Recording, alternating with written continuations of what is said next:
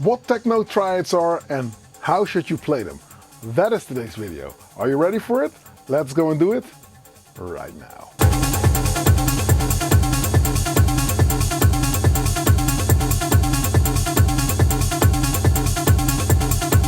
Hey, what's up, man? Hello Kitchen, and thank you for checking out yet another video. Now, if this is your first time here, don't hesitate to click subscribe and hit that notification bell.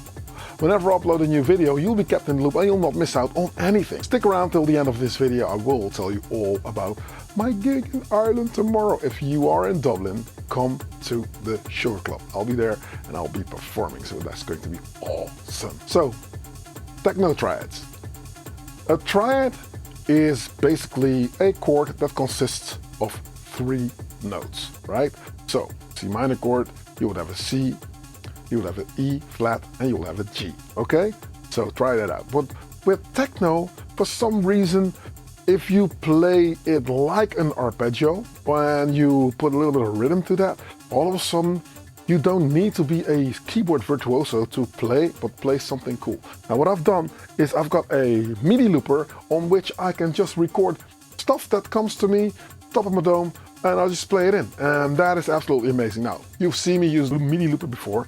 It is the RK008 by Retrokid, and it's absolutely amazing. It's pocket sized, it packs a punch, and it's a cool addition to add to a maybe otherwise a little bit more sparse kind of set. If you're doing longer sets and you would like to come up with some improv, this is absolutely the key for you. Now, I have got my setup pretty set to go to Dublin, I think, obviously, because you never know, but I think that I've got it pretty much set up the way I want to do it. And last minute adjustment, I am going to bring a small keyboard and I'm going to bring the 008 because why not? And the J6, mind you. Now, without further ado, I'll take you into my process, and yeah, let me know in the comment section what your workflow is, and there's something else I'm going to tell you, but I'm going to cliffhanger that till the end of this video. You ready? Let's go. Triads, chords consisting of 3 notes, which is really a cool thing. Now, what I have done, and you can see that there's already stuff running as in this techno set, things are already looping in the background. I will turn stuff off so that we can easily go in and start from scratch. Sequence is clear the sequence. Now, this is the setup. 1 black box over here, 1 black box over here. 1 acts as a drum computer. There's only drums coming from this black box. Kicks, percussion or claps, hats or top loops, and then ride cymbals. And 1 sound that I can play live. I can play live from here, right? So record that in on the sequence page. I can say how long the sequence page, or how long the sequence needs to be. Really cool. So that is something that I can do live. Now, other than the other videos that I've done on this, I've now decided to think of it differently. I've got the RK008 sitting atop my Octatrack. The Octatrack is running the EasyBot performance template, which is really cool. This is a cool template. Now, I want to place in something live, right? So this is a set 1010 black box with melodies, with a twister, MIDI twister connected to this. Same here, drums over this black box, twister connected to that.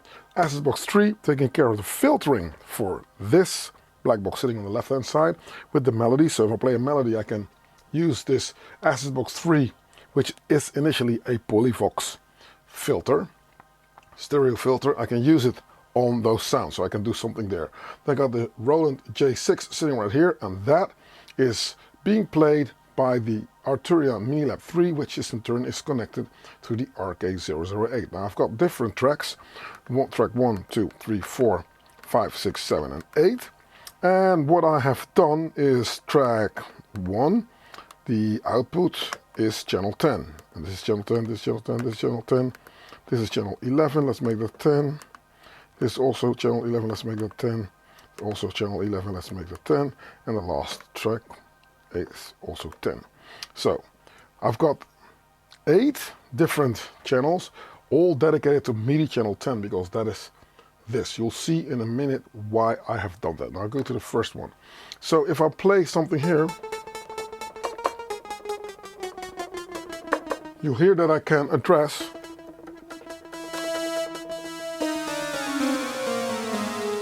my J6 sitting over here, and that's very interesting.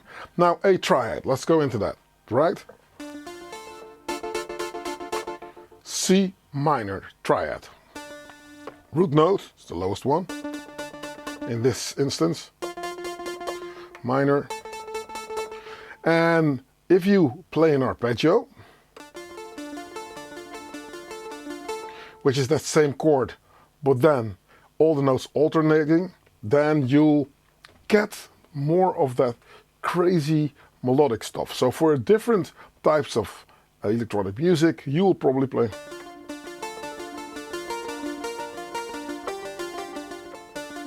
something like that.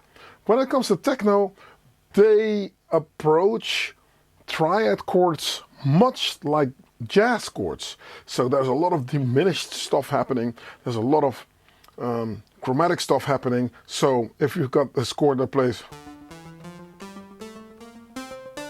with just a C minor chord, all of a sudden when you get into, instead of the, it goes through, so you got that 1001 Nights kind of vibe going on.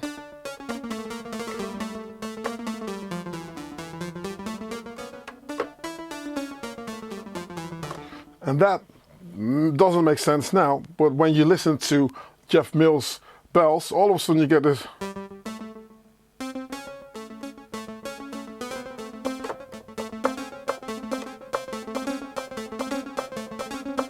Then it starts to make sense.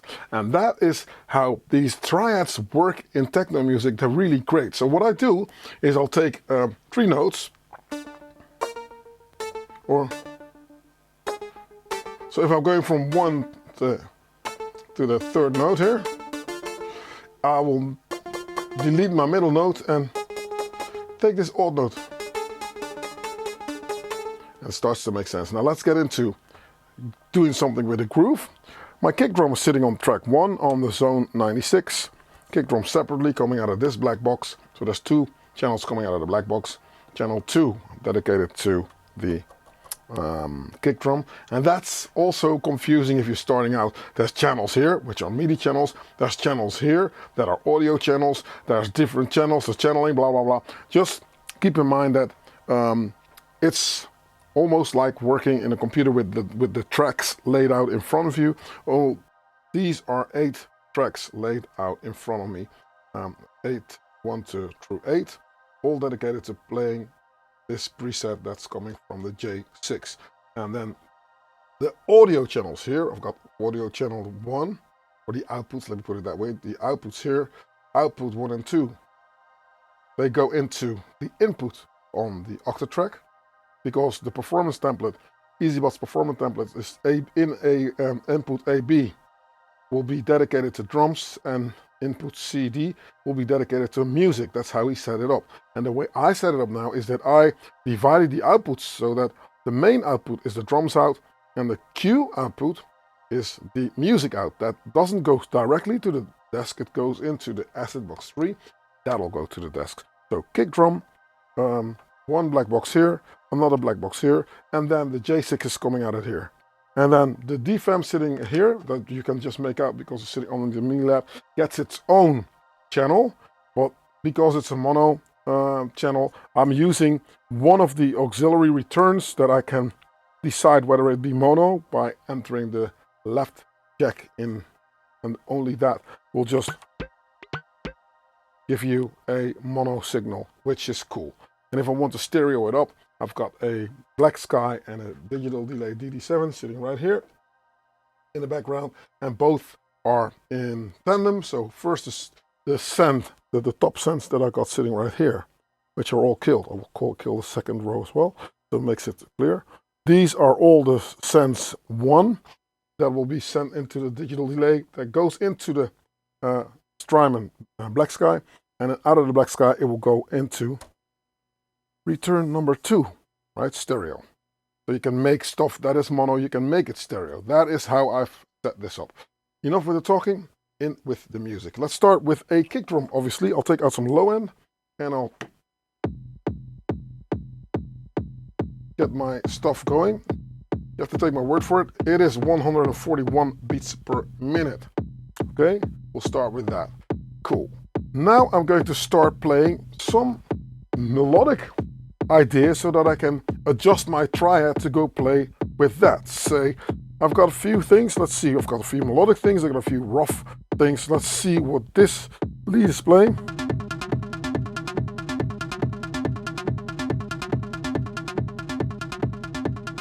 Okay, like it.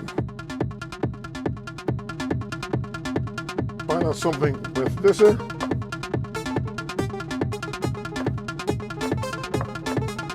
Okay, I got something. Yeah, I think I got something. Okay, let's record it straight in.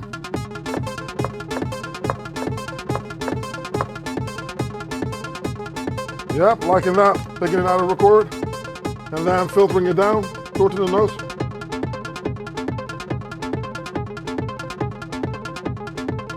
And the aim here is try to be as hypnotic as I can. I will still think of, can I add more drums in? Now let's do that with the D-Fam, drummer from another mother. Oh, nice, emphasizing this. One note, bam, bam, listen. First playing, tap, doop, tap, doop, tap, doop. I'm lucky here, because the groove is completely going where I want it to go. Okay, for sake of playing live, as I explained to you, I will open up this black box and play something here.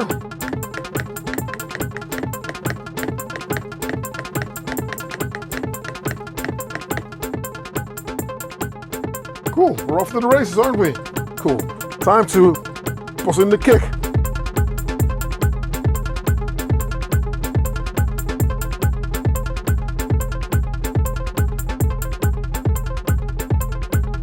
All right.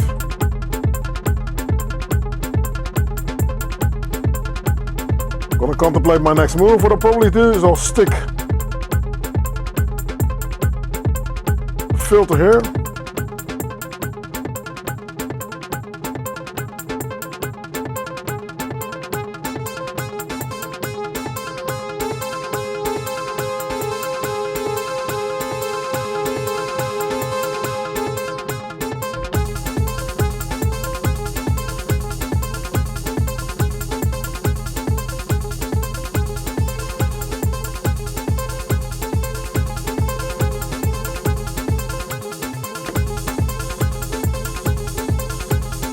And now you have to just like find out how you could layer stuff in. Now there's delay and reverb on the J6, but obviously let's compare that with the reverb that I have. So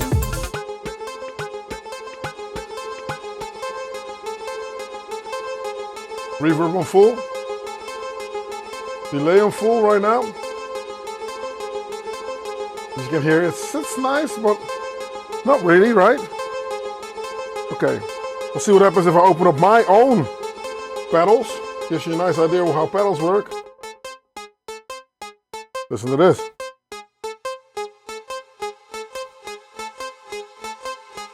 That's different.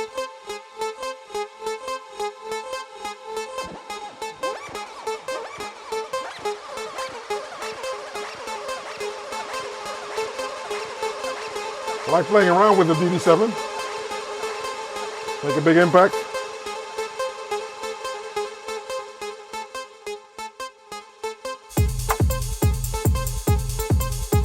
Instant gratification right here. Play that same sound. This is Black Box 2.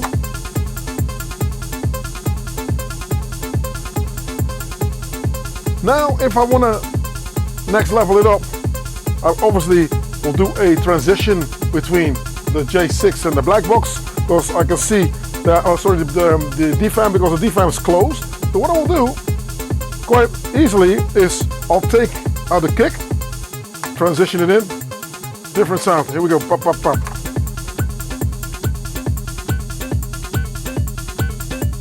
I will mute this track here so it's still playing, obviously, but I'm gonna mute it so it doesn't play. And I'll go to the second track, and now I can play another loop if I want to.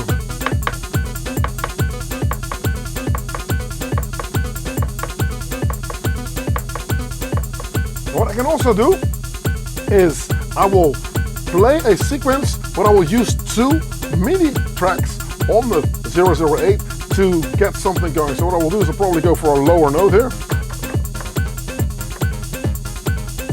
So I will filter this down as well. I'm filtering down the sound coming from the black box on this side. Which is this.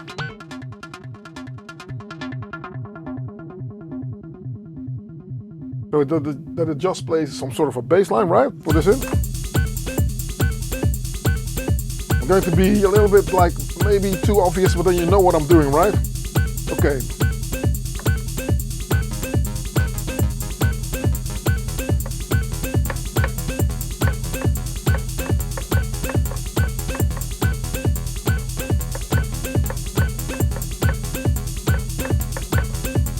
Nice. Okay, that's recorded, right?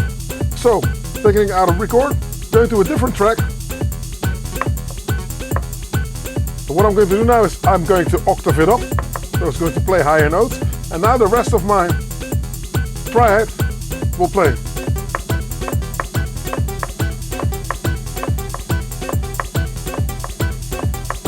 Oh, cool, I'm liking it. And everything starts on the 1 now. 1, 1.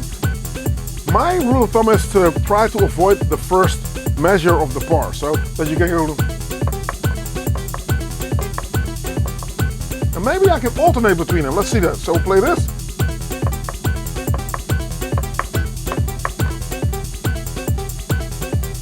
One. So now we get a bit of longevity going, right? Longevity on the groove. Take out the kick. Lengthen the notes.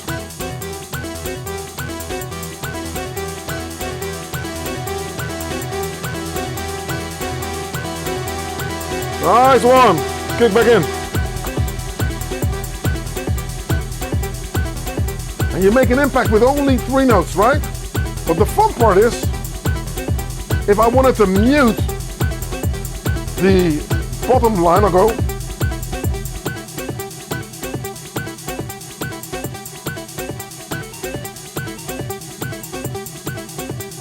So now the bottom line is not playing. Let's play it back in.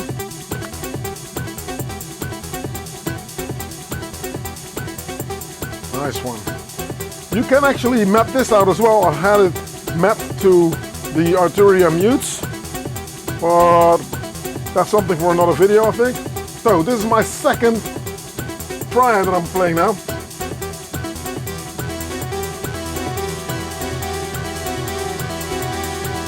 Two, three, go. Beep, beep, beep, beep. Nice. So I'm building around these rougher techno sounds. I'm building my sound around it. Let's transition into different drums, because everything is also based around the bass drum being in tune. That does not necessarily have to be. So first, my rule of thumb to switch is now, I'm going to shorten notes here. So this is going to be swallowed by the groove a little bit. And because of the reverb, it's very spacious. It becomes very clear when I take this out. See? Now it starts to become a little bit more a percussive element. Cool. On to the next one. Different bass drum first. Short the notes. And I'm going to now that this is also playing some percussive elements, switch. Woo! This is too cool. So I'm switched. I swapped it round with something else coming from the second black box. Take the kick out and do something like this. It's a bit dry, so let's put a little bit of reverb on there. Again, the DD7 and the Strymon are taking care of that. Let's do a little bit of an impact here.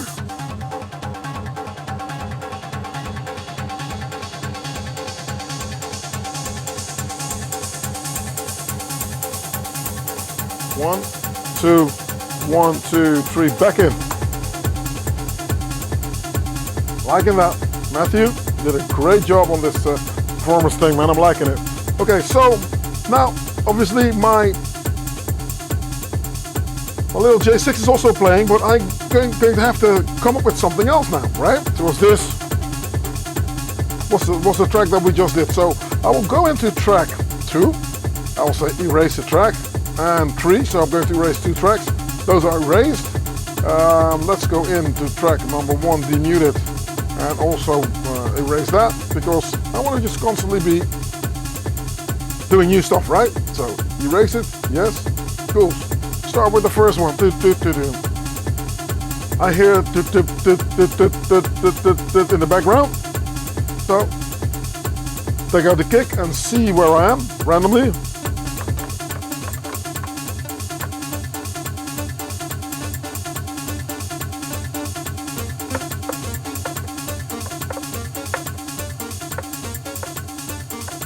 Just going to play an alternate groove that I can also do.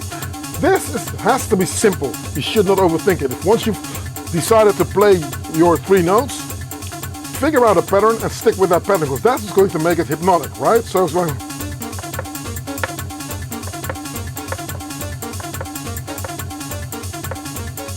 something like that. I don't care. Okay, here we go.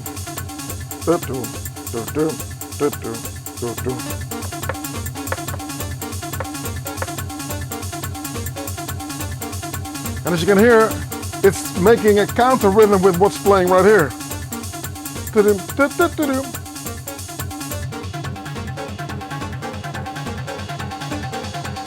Taking it out of record, very important. Going straight to track 2. Octave it up. Go in and play.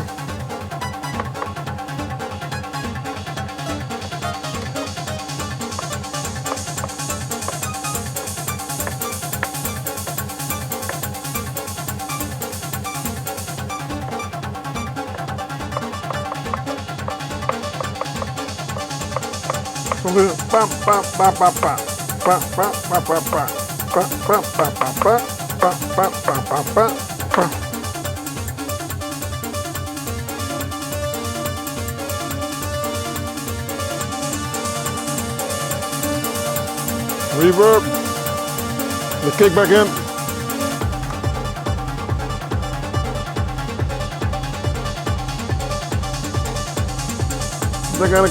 Bam. 1, 2, 3, back in.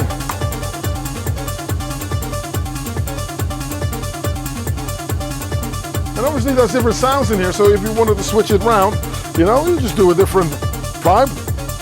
Change the sound around.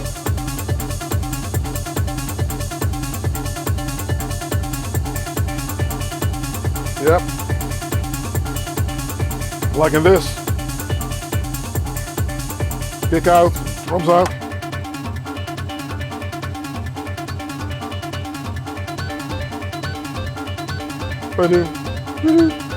So there's not a melody in place here. Ooh, I'm liking that. Can I emphasize a little bit? So, yep.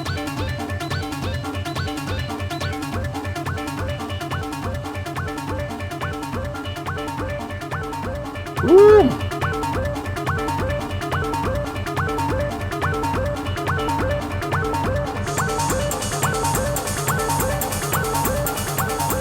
Towards the notes. Bam, bam, bam. And there we go. Again, so.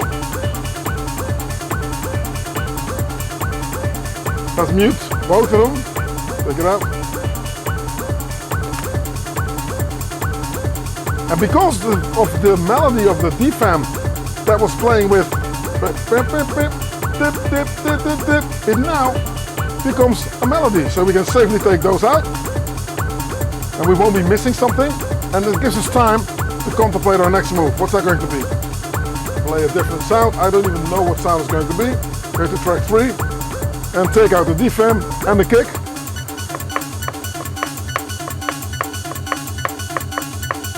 Maybe a little high.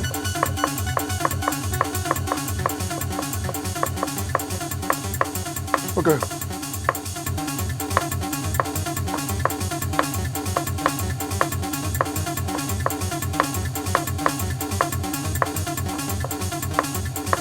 That's nice. Got to record that thing.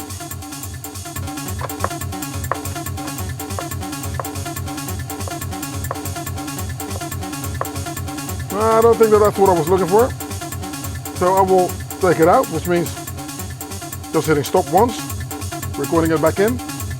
So when it's recording and you hit stop, the sequencer doesn't stop for the first time. Don't hit stop again because your music will stop, but then it will take whatever you've recorded out of what was happening. So first let's take record off.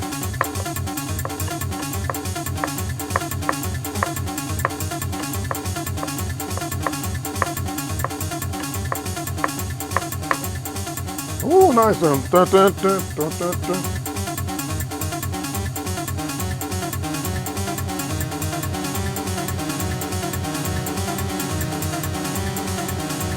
Go for a different pattern here also on the DFAM 2. Ooh, nice. Wah, wah. Lucky for me, it's in key.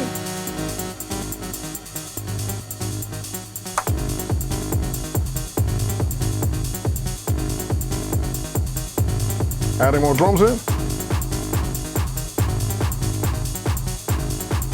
A little bit more drums. 2, 3, go.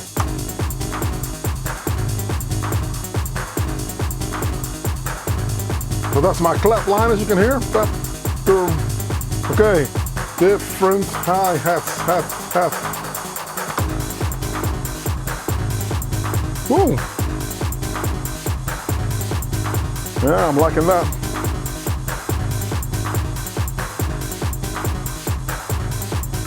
Feel it.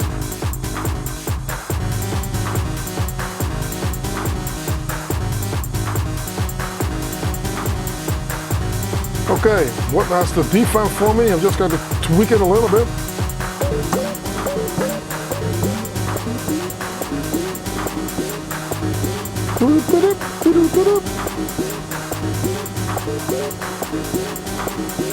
Nice one.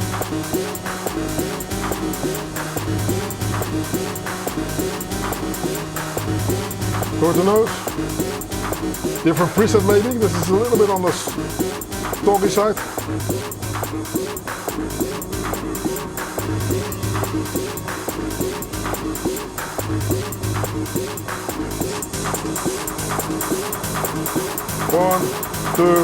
One, two, three, back in.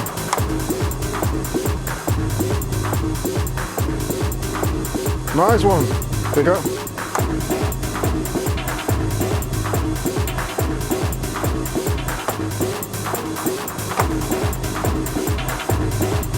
I'm digging this. 1, 2, right cymbals.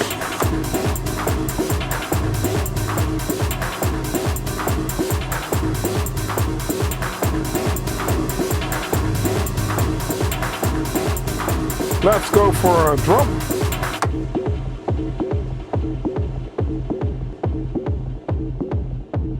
I can reset everything that's playing right here. Except for the kick, obviously. You don't want to take it out. Well, I can.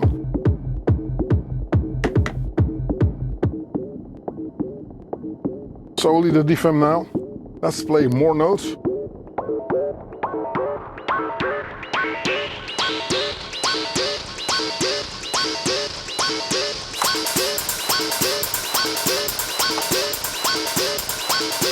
I got my third kick drum playing now. Effect engaged. Here we go.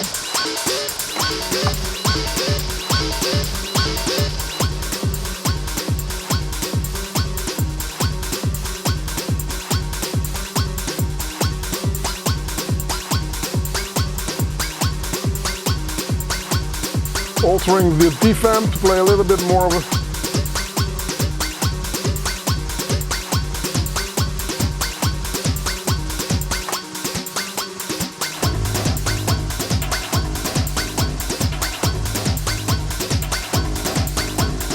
And that's how you groove it up, you know, you just go with the vibe and the flow and the cadence. I think that's very important. All right, gang? So what if there was an education dedicated to this vibe? I will definitely want to hear from you. If you want to learn to play live, really, if that is what you want to do, then let me know. I am working with Sound Education Netherlands, here, Sound Education Nederland, which is a very renowned school where you can learn how to produce. But they do pretty much everything in the box, as everybody does. And when I came up with the idea of trying to look at ways to maybe get a little bit more into that, not necessarily DAWless way, but the live performance kind of vibe stuff that we've been doing on YouTube for the last 5 years, what if there was an education? So I have crafted up a curriculum consisting of 25, 26 lessons right now with a few bonus things, which is not only going to be online. So we're not contemplating, does it need to be Dutch? Or is there a market there in the vast world? So I'm crawling into my little corner on the web here on my YouTube page and asking you guys if that's something you would like to get into. And it's basically that stuff that you want to know. What gear to buy, what not to buy, how to deal with gas, how to fly, how to package, how to connect stuff up. You know, so many questions that come to the table when you start out on this journey. Now I'm a DAWless cat, so I love to go back to not resorting on playing live from the computer. I'm not saying that I'm not using the computer, but I will only use the computer as a scratch pad. That's something that I would like to design certain sounds on, but I will take it to my live set, because the live mixing, the live engineering, the live composing, the sound design, that's something that I would definitely love to do. I've became a better producer sitting behind my DAW because of the fact that I'm resorting solely to my ears. Now it sounds weird, but in this day and age, making music with your ears is not that common anymore, as everyone looks at the screen and just does stuff with plugins and stuff. So it's cool to really go back to basics and combine a few things together. Yeah? So there's sound engineering, which is a different education. There's music production, that's a different education. Then there's DJing, which is a different education. But when you do this stuff, I think it all comes together, because playing live with synthesizers is pretty much all those expertise that I just told you combined into one. Now we're actually looking to create that into a cool curriculum that is easy to follow, but at the same time will give you tools that will last you a lifetime. Now I think that that's enough for a plug. Let me know if that's something that you would like, and get in touch. We're actually going to maybe throw a survey up to see whether there is, whether people would like that idea. Okay, that's coming. Another thing that is coming is my mixer. It's almost finished. I spoke to Ferry and it is cool and it sounds awesome. I will tell you that. What did I say? I said it sounds awesome. It's absolutely amazing. The headroom on this thing is uncanny. So give it a few weeks. We're aiming to launch it at ADE, at least at our Kitchen Club event that we are playing there on the Sunday at the Recycle Lounge, which is a cool venue. Not a lot of people know about that venue because it's one of the best kept secrets. Was absolutely awesome. The campfire outside and stuff, and just wicked underground vibe inside. You just need to be there. So that's going to be ADE, and we're going to bring our mixer there. So we're going to test it there for the first time. But beforehand, I'll show you sneak peeks, which is also what you can find on my Discord page, and that is connected through patreon.com/analogkitchen. Now, those are the messages that I have for you for this week, I think. Thank you very much. Well, again, tomorrow night I'll be in Dublin, of all places. I love Dublin. I have been there before. So if you are ready to go and party and play a little bit of that techno vibe together with me, you ready? I'll see you there tomorrow night at the Sugar Club, if not anything else. If you made it this far into the video, you, sir or ma'am, are an absolute superstar. Thank you for being here. Click like, subscribe, and share. It helps the channel. And if not anything else, I'll catch you next week on another video. I'm Analog Kitchen, and I'm out.